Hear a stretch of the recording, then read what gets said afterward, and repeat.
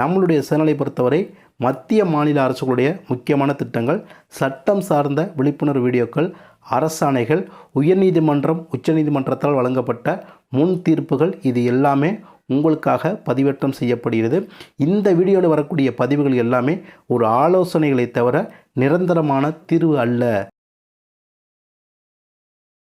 அதாவது பதிவு செய்யப்படாத பாகப்பிரிவினை பத்திரமாக இருந்தாலும் சரி, அதே மாதிரி வாய்மொழியாக பிரிக்கப்பட்ட பாகப்பிரிவினை பத்திரமாக இருந்தாலும் சரி, அந்த பத்திரங்கள் சட்டப்படி எப்போதெல்லாம் செல்லும் எப்போதெல்லாம் செல்லாது அப்படிங்கிற பற்றி தான் இன்றைக்கி இந்த வீடியோலேருந்து பார்க்க போகிறோம். அதை நீங்கள் எல்லோரும் எளிதாக புரிந்து கொள்ளக்கூடிய வகையில் ஒரு எக்ஸாம்பிளோட பார்ப்போம். இந்த பக்கத்து வந்து ஏன்னு பிரிச்சிருக்கேன், இந்த பக்கம் வந்து பின்னு பிரிச்சிருக்கேன். இந்த ஏ என்பவருக்கு 3 ஏக்கர் நிலம் இருக்குது. அந்த 3 ஏக்கர் நிலத்திற்கு இந்த ஏ என்பவருக்கு பதிவுத்துறை சார்ந்த ஆவணமாக வரக்கூடிய பத்திரம் எதுவுமே இல்லை. ஆனால் இந்த ஏ என்பவருடைய சொத்துக்கு வருவாய்த்துறை சார்ந்த ஆவணமாக வரக்கூடிய பட்டா, சிட்டா, அடங்கல், பதிவேடு, புலப்படம், இந்த டாக்குமெண்ட் எல்லாமே ஏ என்பவர் பேரில் தான் பதிவாயிருக்கு. எதனால் இந்த ஏ என்பவருக்கு பத்திரம் அந்த சொத்துக்கு இல்லை அப்படின்னா, அதாவது அரசுக்கு சொந்தமான ஒரு நிலத்தை வந்து நீண்ட நாட்களாக ஒரு நபர் வந்து அனுபவம் பண்ணிட்டு வர, அதாவது அரசுக்கோ அல்லது பொதுமக்களுக்கோ எந்த ஒரு ஆட்சேபனையும் இல்லாத ஒரு இடத்த வந்து நீண்ட நாட்களாக அனுபவம் செய்து வர்றாரு அப்படின்னா, அந்த அனுபவத்தை மட்டும் அடிப்படையாக வைத்து அரசு நேரடியாக இவர்களுக்கு வந்து பட்டா வழங்கியிருந்தாங்க அப்படின்னா, அந்த சொத்துக்கு எக்காரணத்தை கொண்டும் பதிவுத்துறை சார்ந்த ஆவணமாக இருக்கக்கூடிய பத்திரம் வருவதற்கான அதிக வாய்ப்பு இல்லை. இது வந்து ஏ என்பவருக்கான எடுத்துக்காட்டு.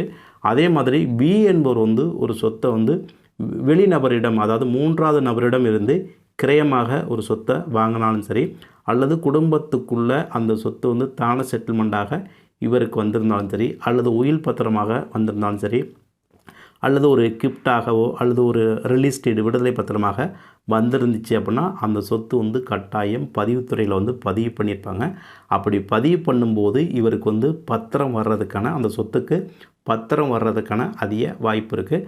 அந்த பத்திரத்தை அடிப்படையாக வைத்து அவருக்கு இந்த வருவாய்த்துறை சார்ந்த ஆவணமாக வரக்கூடிய பட்டா, சிட்டா, அடங்கல், பதிவேடு, இது எல்லாமே இவர் பேருக்கு வந்து வந்துடும். அதனால் பதிவுத்துறை சார்ந்த ஆவணமும் இவர் பேரில் இருக்குது, வருவாய்த்துறை சார்ந்த ஆவணமும் இவர் பேரில் இருக்குது. எக்ஸாம்பிளுக்கு இவர் பேரில் வந்து ஒரு 3 ஏக்கர் நிலம் இருப்பதாக வைத்துக்கொள்வோம்.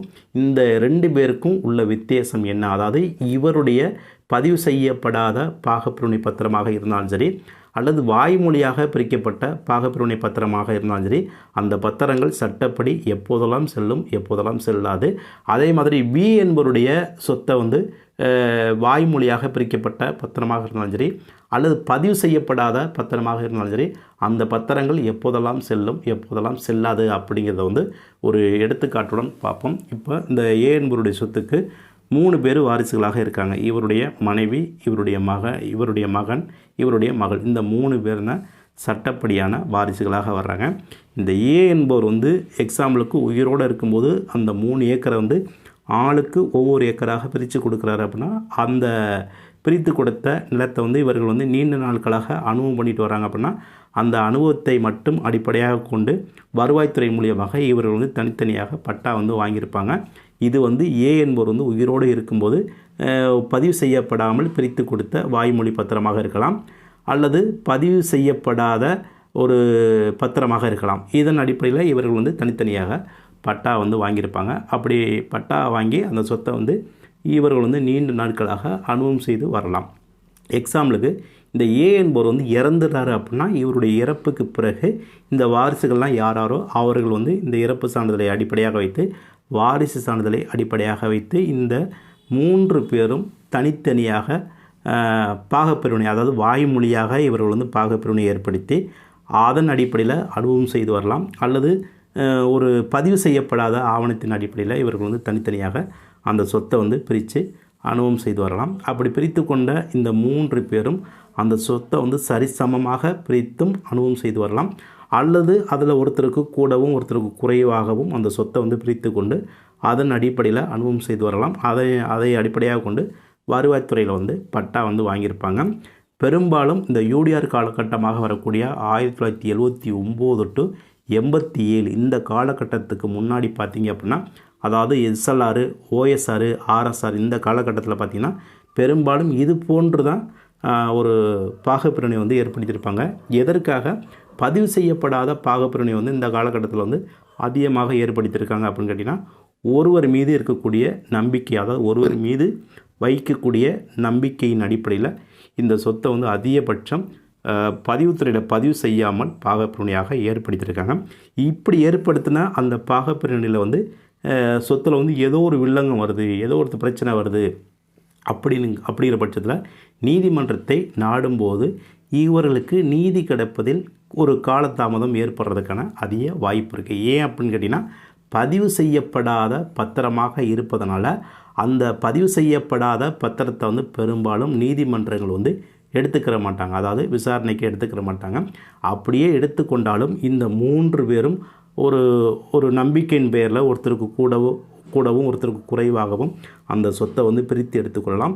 ஆனால் எனக்கு சரிசமமாக அந்த சொத்து வந்து பாகம் கிடைக்கவில்லை என்று பாதிக்கப்பட்ட நபர் வந்து நீதிமன்றத்தை நாடும்போது அங்கே நீதி கிடைப்பதில் ஒரு காலதாமதம் ஏற்படுறதுக்கான அதிக வாய்ப்பு இருக்குது. நீதி கிடைக்காது அப்படின்னு நான் சொல்லவில்லை, நீதி கிடைப்பதில் ஒரு காலதாமதம் ஏற்படுறதுக்கான அதிக வாய்ப்பு இருக்குது.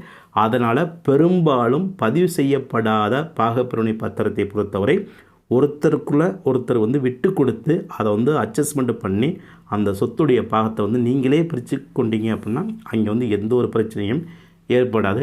அதே கேஸை வந்து நீங்கள் நீதிமன்றத்துக்கு போகும்போது அந்த சொத்துக்கு வந்து பதிவு செய்யப்பட்ட பத்திரமாக இருந்துச்சு அப்படின்னா அதை வந்து நீதிமன்றம் வந்து எளிமையாக கையாண்டு உங்களுக்கு ஒரு நேர்மையான தீர்ப்பு கிடைப்பதில் எந்த ஒரு காலதாமதமும் ஏற்படாது. அதே மாதிரி இந்த பி என்பவருக்கு பாத்தியப்பட்ட அவருடைய சொத்தை வந்து பதிவு செய்யப்படாத பாகப்பிரிவினை பத்திரமாகவும் ஏற்படுத்தலாம், அல்லது வாய்மொழி பத்திரமாகவும் ஏற்படுத்தலாம், அல்லது சட்டப்படி பதிவுத்துறை மூலியமாக பதிவு செய்தும் அந்த சொத்தை வந்து பாகப்பிரிவினையாக ஏற்படுத்தலாம்.